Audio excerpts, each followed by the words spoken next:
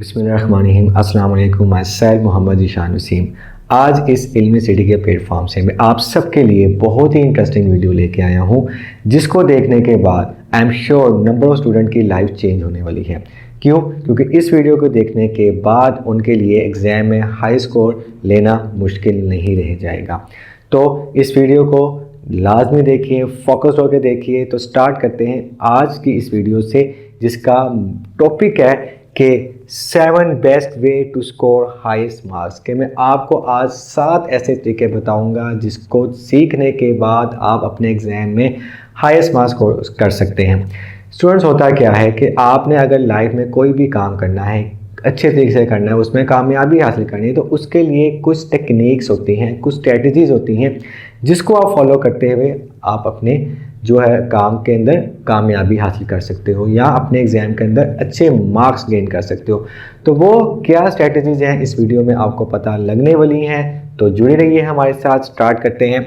सबसे पहले हमने क्या करना है, जब भी आपने उन स्टूडेंट्स के लिए है, स्पेशली अब मैट्रिक एग्ज़ाम करीब है, वो बच्चे लाजमी इस वीडियो को देखें। उसमें सबसे फर्स्ट वे क्या है आपके पास कि आपने क्या करना है, अवॉइड डिस्ट्रैक्शन। कि आपने डिस्ट्रैक्शन मतलब अवॉइड करना है। इससे इसका क्या मतलब है कि सेपरेट स्पेस। कि आपने जब भी अपनी स्टडी को स्टार्ट करना है स्टूडेंट, तो आपने अपना एक सेपरेट रूम डिसाइड कर लें, एक ऐसी जगह डिसाइड कर लें जहाँ पे आपको कोई डिस्टर्ब ना करें। या जब आप पढ़ना स्टार्ट करें तो आप अपने पेरेंट्स को या अपने बहन भाइयों को बता जाएं, इंटीमेट कर जाएं कि भाई मैं पढ़ने लगा हूँ, मेरे पास नहीं आना, क्योंकि आपका फोकस हट जाएगा, आप डिस्ट्रैक्ट हो जाएंगे। नंबर 2 पे मैंने लिखा है point, avoid social media. Most of the student जब भी पढ़ना स्टार्ट करते हैं साथ मोबाइल रख लेते हैं, कोई ना कोई मैसेज आ गया और मैसेज करना स्टार्ट कर देते हैं, और हर मैसेज पे ये बात करते हैं ये मेरा लास्ट मैसेज है, इसके बाद मैं पढ़ाई स्टार्ट कर देता हूँ, जो कि बहुत ही गलत बात है। तो स्टूडेंट आपने क्या करना है कि अपने सोशल मीडिया से दूर रहना है। मोबाइल, गैजेट्स, टीवी, ऐसे आपने कोशिश करनी है कि उस रूम में मत बैठा जाए जहाँ पे टीवी लगा हो या वहाँ पे कोई मोबाइल वगैरह की एक्सेस बहुत ज़्यादा हो। तो आपने सोशल मीडिया से ख़ुद को दूर रखना है। यकीन माने कुछ नहीं होगा, अगर आप कुछ देर मोबाइल से दूर रह लेंगे तो आपकी सांसें चलती रहेंगी। तो स्टूडेंट, उसके बाद पोमोडोरो टेक्निक है। पोमोडोरो टेक्निक आप सबके लिए कोई नया सा वर्ड होगा, लेकिन ये बड़े मज़े की टेक्निक है। अगर आप मोस्ट ऑफ दी कैसे लोग इसको इम्प्लीमेंट भी करते होंगे, लेकिन इस टेक्निक के इस नाम को जानते नहीं होंगे। अब होता क्या है, मैंने यहाँ पे स्टूडेंट एक ग्राफ सा बनाया। इस टेक्निक के अकॉर्डिंग आपने एक गोल सेट करना होता है। जैसे कि मैं गोल सेट करता हूँ, मेरा एक चैप्टर है, उसका मेरा टेस्ट है, उसके अंदर 4 टॉपिक हैं। उन 4 टॉपिक्स को मैंने क्या करना है, कवर करना है। तो उन 4 टॉपिक्स को कवर करने के लिए मैं क्या करूँगा, जैसे फर्स्ट टॉपिक मैंने स्टार्ट किया, स्टार्ट करने के बाद उसको मैंने पढ़ा, याद किया, उसके बाद मैंने 5 मिनट की ब्रेक लेनी है। देन मैंने नेक्स्ट टॉपिक की तरफ मूव किया, फिर मैंने 5 मिनट की ब्रेक ली, फिर नेक्स्ट टॉपिक की तरफ मूव किया, फिर 5 मिनट की ब्रेक ली। इसी तरह मैं अपनी पोमोडोरो टेक्निक को क्या कर सकता हूँ, अगेन यूज़ कर करके मैं अपने किसी भी टॉपिक को बड़े अच्छे तरीके से तैयार कर सकता हूँ। होता क्या है, जब आप पढ़ना स्टार्ट करते हैं तो अनकॉन्शियस तौर पे आपके माइंड के अंदर एक चीज़ आ जाती है कि मुझे इस पढ़ने के बाद 5 मिनट का ब्रेक मिलने वाला है। तो आपका जो फोकस है वो ज़्यादा हो जाता है, क्योंकि आपको होता है कि भाई मैंने पढ़ना है, क्योंकि इसको ये पढ़ ले तो उसके बाद 5 मिनट का ब्रेक करना ही तो है। क्योंकि आप जब इस चीज़ को माइंड में लेके आते हैं, इस टेक्निक को लेके आते हैं, तो आपके माइंड के अंदर एक ऐसा केमिकल प्रोड्यूस होता है जो आपको फोकस करने में क्या करता है, वो एक मदद देता है। क्योंकि हमारी जो दिमाग है ना, वो लगातार किसी एक चीज़ पे ज़्यादा देर फोकस नहीं कर सकता। तो उसके लिए हम ये टेक्निक यूज़ करते हैं कि जब भी आप अपने जो है टॉपिक को, जो भी टास्क को डिवाइड करें, डिवाइड करने के बाद उसके पोर्शन को कंप्लीट करने के बाद ब्रेक लें, फिर नेक्स्ट पोर्शन, फिर नेक्स्ट पोर्शन का ब्रेक लेके आप अपने पूरी सर्कल को कंप्लीट कर सकते हैं। इस तरीके से आप अपने जो किसी भी टेस्ट को अच्छे तरीके से तैयार कर सकते हैं।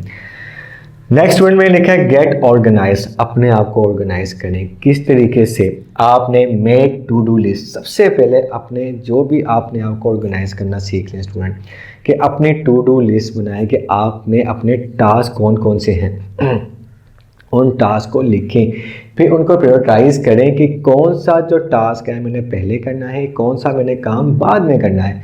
जब आप अपने आप को ऑर्गेनाइज करते हो तो ऑटोमेटिकली आपके सारे काम ऑर्गेनाइज तरीके से होना शुरू कर देते हैं। जब खुद ही ऑर्गेनाइज नहीं हो, आपको पता ही नहीं है कि मैंने ए काम पहले करना है या बी काम पहले करना है, किसकी प्रायोरिटी पहले है, तो आप कभी भी अपने एग्ज़ाम को अच्छे तरीके से प्रिपेयर नहीं कर सकते। नेक्स्ट एक बड़ी नई आप लोगों के लिए टेक्निक होगी, नया एक वर्ड होगा परेटो प्रिंसिपल।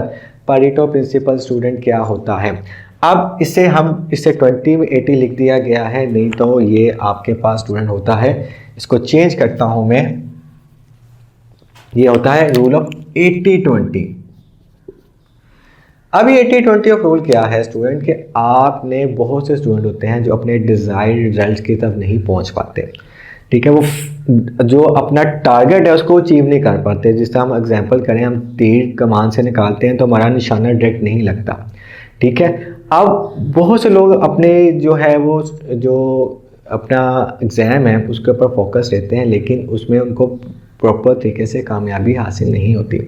अब इस रूल को हम पढ़ेंगे, इस प्रिंसिपल को पढ़ेंगे, वो क्या कहता है। इसके अंदर स्टूडेंट 4 तरीके होते हैं। जब भी हमने कोई अपना डिज़ायर्ड रिजल्ट लेना है ना, तो इन 4 रूल्स को हम पढ़ते हैं, ठीक है। जब भी हमने कोई डिज़ायर्ड रिजल्ट लेना है, हम इन 4 चीज़ों को पढ़ते हैं। उसमें सबसे नंबर 1 पे आता है low effort low reward, high effort low reward, high effort high reward and low effort high reward.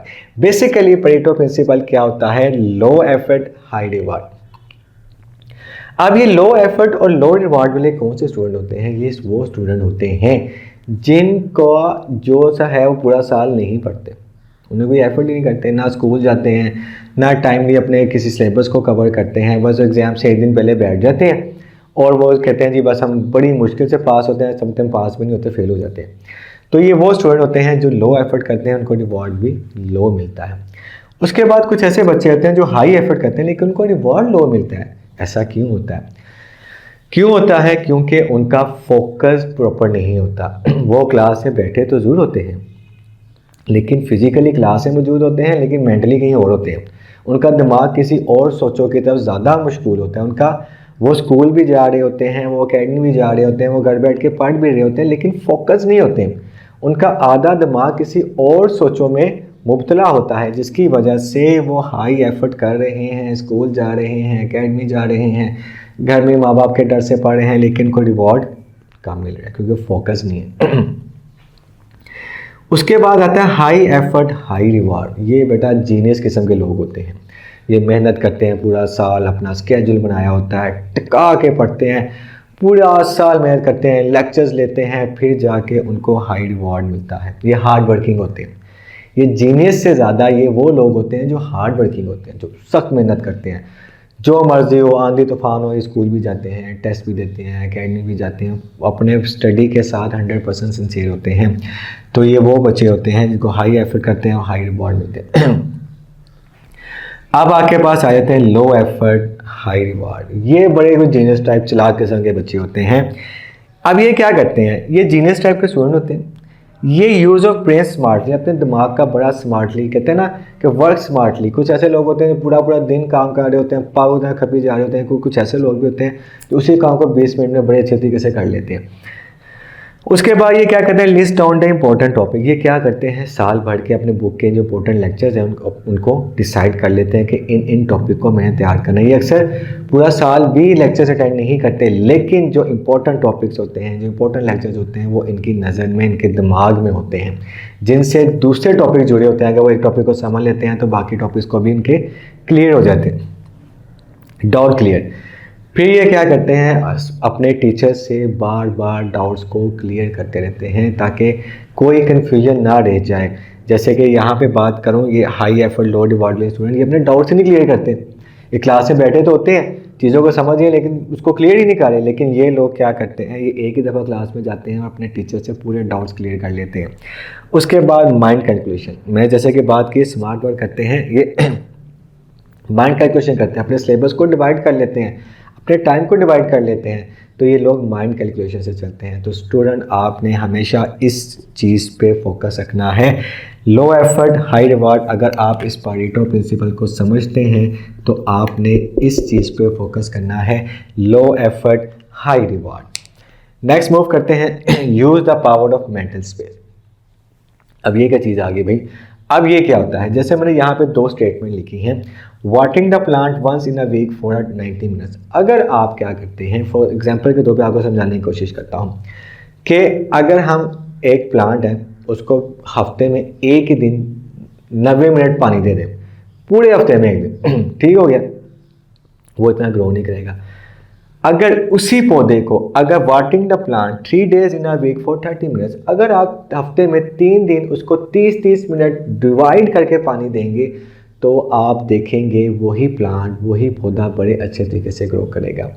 तो ये बताने का मकसद ये है कि अपने सिलेबस को स्टूडेंट डिवाइड करना है आपने, कि आपने एकदम सर पे बोझ नहीं लेना, चीज़ें इकट्ठी नहीं कर लेनी। ऐसे ही होता है ना, जब स्टूडेंट अब सब चीज़ों को अपने ऊपर इकट्ठा कर लेते हैं तो वो क्या करते हैं, उसको नहीं कर पाते। तो आपने अपने सिलेबस की डिवीज़न करनी है, अपने लेक्चर्स की डिवीज़न करनी है कि मैंने किस किस तरीके से किस किस चीज़ को मैंने पढ़ना है। तो उसमें सबसे पहली चीज़ है use the power of mental space. अपने दिमाग को स्पेस डिवाइड करके यूटिलाइज करें, एक ही तरफ ना फोकस हो जाए, एक ही तरफ ही ना आप सारी तवज्जो लगा दें कि आपका दिमाग एग्जॉस्ट हो जाए, ठीक है। उसके बाद learn the things in varieties of ways, कि आप चीज़ों को डिफरेंट तरीक़ों से सीखने की कोशिश करें। अभी फर्स्ट कोई टॉपिक है, उस टॉपिक को आप बुक से भी देखें, ठीक है। अगर आपको बोरिंग लग रहा है तो चेंज करें, आप सोशल मीडिया से देख लें, यूट्यूब है आपके पास, गूगल कर लें, या किसी एक्सपर्ट्स जो है उस सब्जेक्ट के, उनसे जो है आप क्या कर सकते हैं, आप कॉन्टेक्ट कर सकते हैं कि भाई मुझे इस टॉपिक के बारे में ज़रा किसी दूसरे तरीके से समझाएं, किसी इंटरेस्टिंग तरीके से समझाएं, ताकि मुझे समझ आ जाए, याद आ जाए। क्योंकि अगर आप किसी चीज़ को, स्पेशली स्टूडेंट के लिए पढ़ाई जो है सबसे बोरिंग चीज़ होती है, तो उनके लिए पढ़ना बोरिंग है, तो उसी बोरिंग चीज़ को आप इंटरेस्टिंग बना सकते हो किस तरीके से, अगर आप उसको वैरायटी ऑफ वेज से आप उसको पढ़ना या लर्न करना सीखोगे। लास्ट में टेक नोट्स बाय हैंड, कि अपने नोट्स जो है अपने हाथ से बनाओ। अगर आपके लेक्चर, आप कोई क्लास का लेक्चर अटेंड करते हो, टीचर बोर्ड पे लिख रहा है, आपको नोट्स बना रहा है, तो मैं समझता हूँ अगर वही नोट्स अगर आप अपने माइंड से बनाओ, अपने अपनी ज़ुबान से या अपने ही दिमाग से इसको आप एक दफ़ा नोट्स को पढ़ें और उन पॉइंट्स को अपने हाथ से लिखना शुरू कर दें, कि जो जो आपने समझा, जो जो आपके माइंड ने उसको कंसीव किया, समझ लिया, आपने उसको अपने अल्फाजों में लिखना है। तो वो आप 110% में श्योर हूँ कि वो चीज़ आपको कभी नहीं भूलेगी जब आप अपने हाथों से नोट्स बनाते हो। तो उम्मीद रखता हूँ स्टूडेंट आपको ये वीडियोस अच्छी लगी होगी। बहुत से नए रूल्स मैंने आपको बताया, अगर आप इस वीडियो को अच्छे तरीके से समझ लेते हैं, मैं उम्मीद रखता हूँ कि इस वीडियो को देखने के बाद नंबर ऑफ़ स्टूडेंट्स की लाइफ चेंज होने वाली है, क्योंकि वो हाईएस्ट मार्क्स स्कोर करने वाले हैं। अपना बहुत ज़्यादा ख्याल रखिएगा। अल्लाह हाफिज़।